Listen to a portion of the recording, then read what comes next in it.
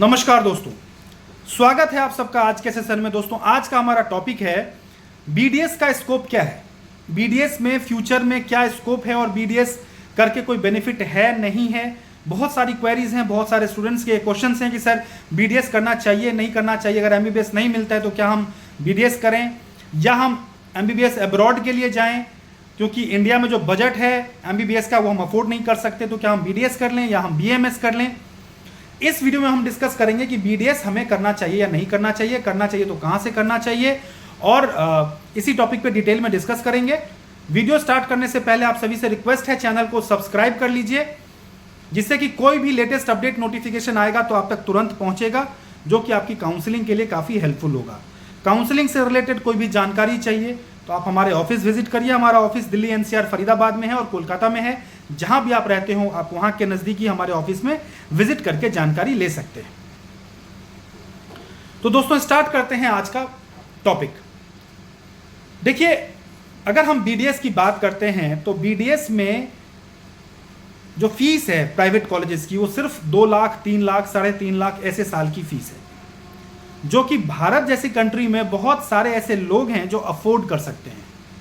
इसका परिणाम ये निकला कि बहुत सारे बच्चों ने बीडीएस कर लिया प्राइवेट कॉलेजेस से, और प्राइवेट कॉलेजेस में जो स्टैंडर्ड ऑफ एजुकेशन है स्पेशली डेंटल में वो बहुत खास नहीं है। 80 to 90% of the institutes are not up to the mark. बहुत अच्छे इंस्टीट्यूट्स नहीं हैं, उनमें फैकल्टीज बढ़िया नहीं है। उनमें अगर हम हॉस्पिटल की बात करें तो बहुत बढ़िया चलता फिरता हॉस्पिटल उनका अच्छा नहीं है।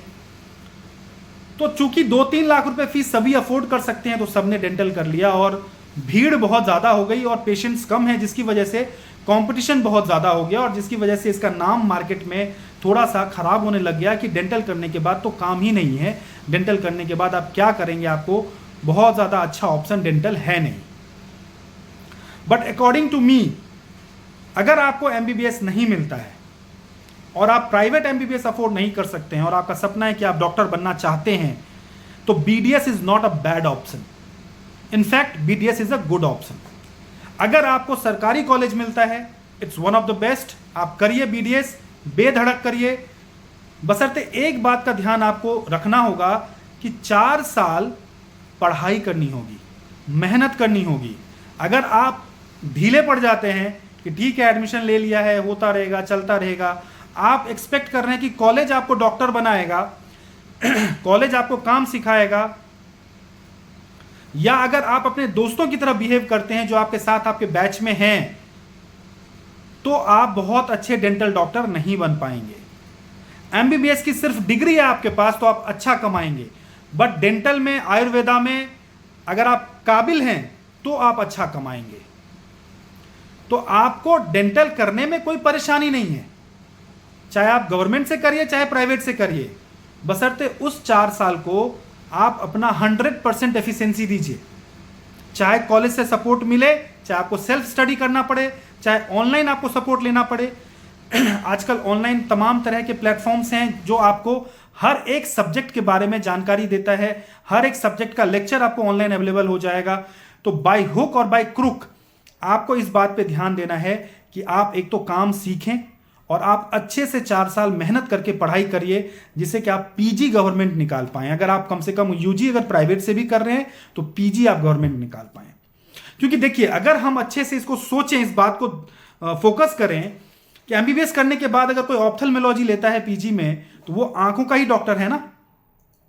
ऐसा नहीं है ना कि वो ऑप्थल डॉक्टर जो है वो ऑर्थो डॉक्टर की तरह काम करेगा या गायनेकोलॉजी डॉक्टर की तरह काम नहीं, वो सिर्फ ऑप्थल डॉक्टर है और सिर्फ आंखों का ही इलाज करेगा।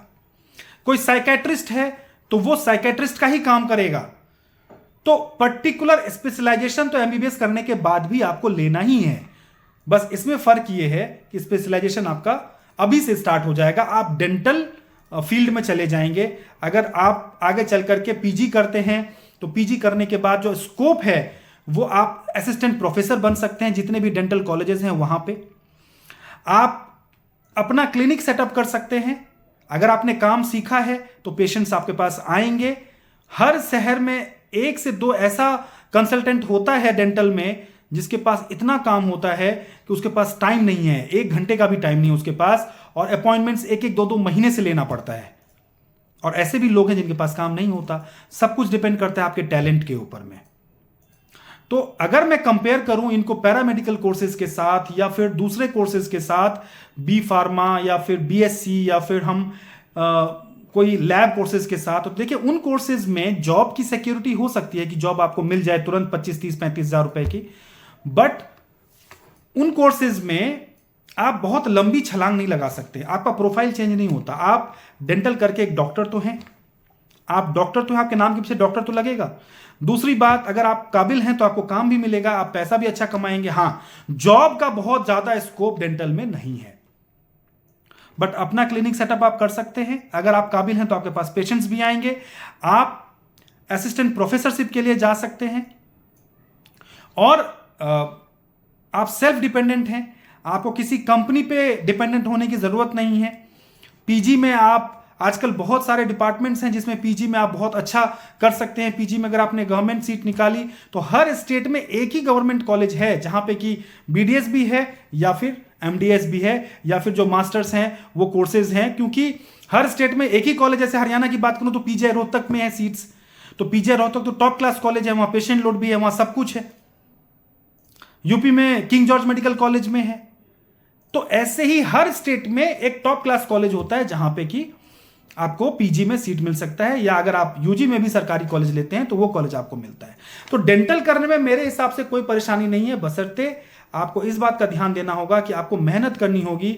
एक बार के लिए एमबीबीएस में आप रिलैक्स हो सकते हैं एडमिशन लेने के बाद, बट डेंटल में और आयुर्वेदा में आप रिलैक्स नहीं हो सकते हैं।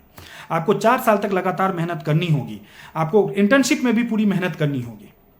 तो दोस्तों, इस वीडियो में बस इतना ही, और भी इस तरह के वीडियोस लाते रहेंगे। नमस्कार।